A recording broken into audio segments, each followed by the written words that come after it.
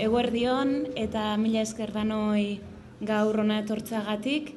Dakizuen bezala hemen bildu gara Eusko Gudarosteko liburua aurkezteko eta bide batez Kandido Saseta komandanteari omenaldia egiteko. Duela urtebete bezalaxe gaude hemen, izan ere duela urtebete bete ziren 80 urte hemen sortu zela Eusko Gudarostea, 1936ko abuztuan sortu zen, eta Kandido Saseta komandantearen agindupean 1279 gizon aritu ziren altxamendu faxistaren aurkako erresistentzia gisa. Espainiako tropen aurrean armak hartu zituzten eta Gipuzkoako hainbat lekutan tropa frankistak garaitu zituzten.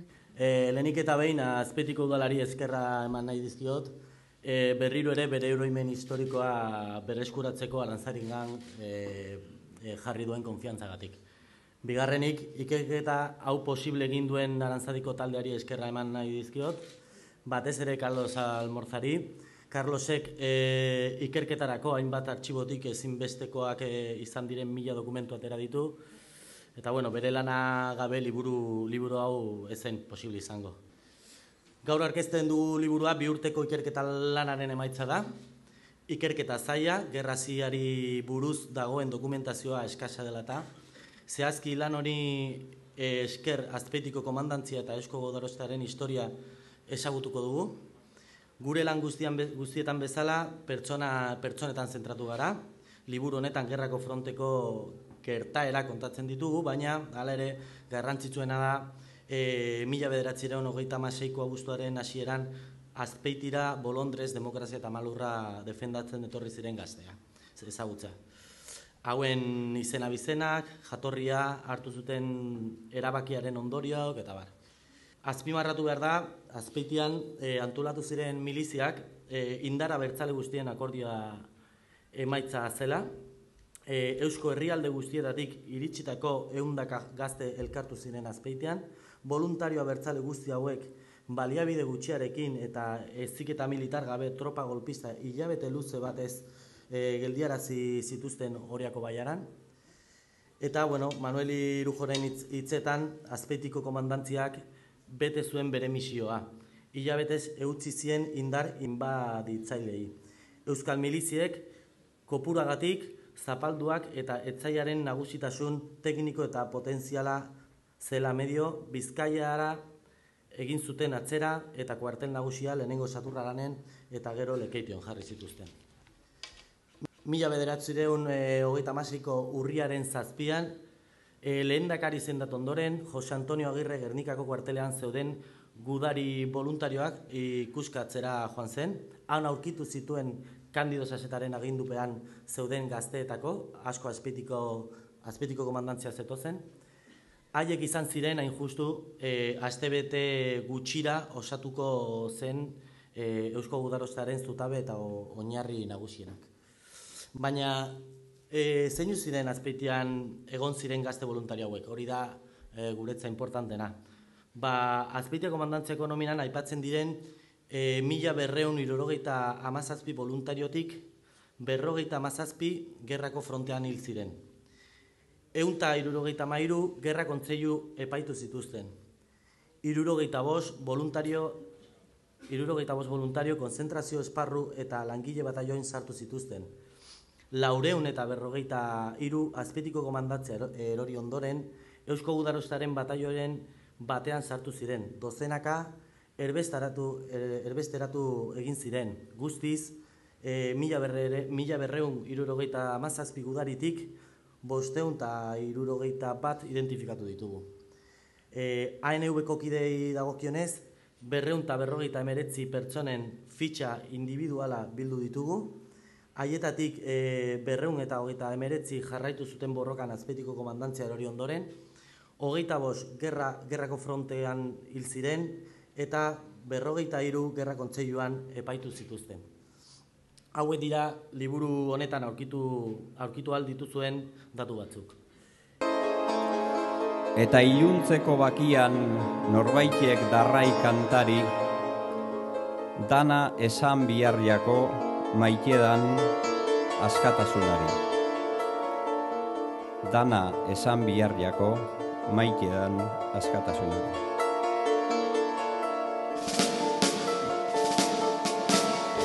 Aikike gudari nuen kirukino batalloian, ez zuen aintzari jaso bizi izan zen sasoian. Ama nuen gudari baserritik irten gabe, ari ere zor diogu aintza bizirik bagaude. Bertsolariek gudari jardun zuten herriz herri, ahoz aho eman zuten gure poz kaminen berri. Euskalduna gudari zen, gudaria republikano, horrek egin gaitu gorri, anarkista, miliziano.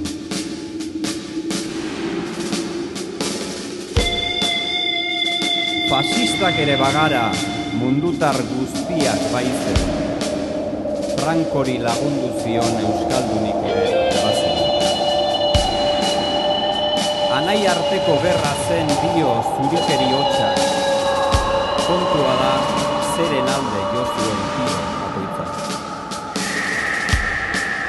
Etxea ustu aurrak kendu eta egin esklabu lana. Gerra galtzea da erru bat, barkamenik daukan.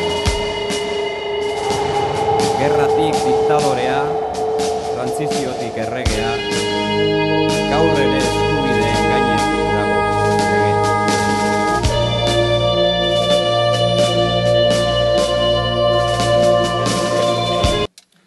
Askok alde egin behar izan zuen, eta beste asko sartu zituzten preso. Eta segurazki ez zuten imaginatu ere ingo beraien amets gaiztoenetan ere, beraien ilobek eta birbilobek ere ezagutuko zutela, errealitate hori. Ea ba, urrengo belanaldiek ez duten ezagutzen. Hau ere, Joseba Zerrendiaren hitzak dira, eta hemen gaude, deitzen da, kantua.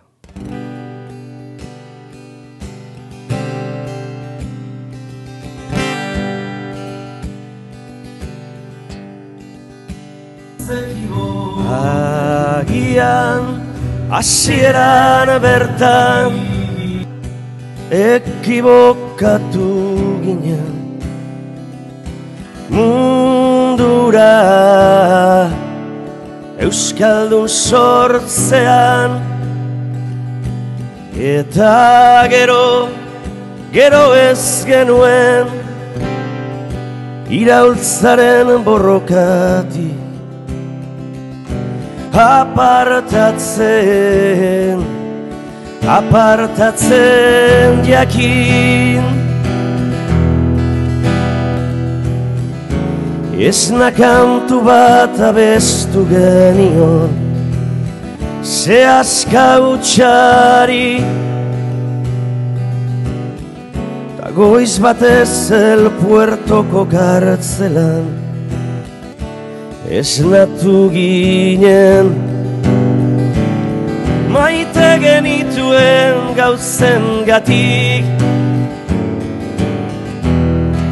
Erori ginen preso, baina gure maitasuna oraindik ez dago preso.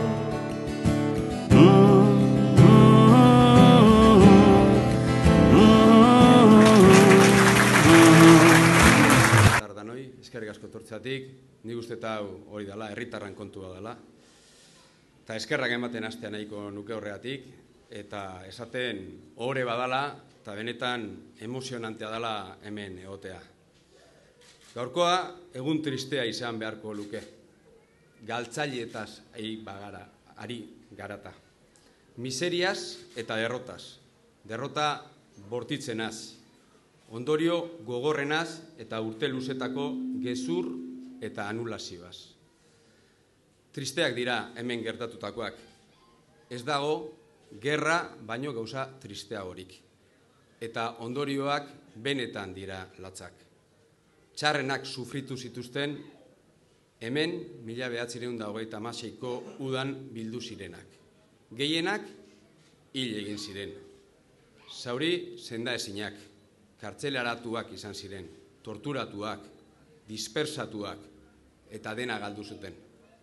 Eta hortaz gain, betirako isiltzen saiatu ziren.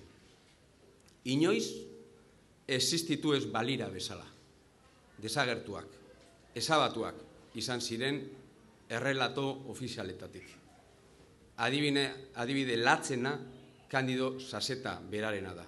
Orain urte gutxi arezen aurkitu zuten bere gorputza.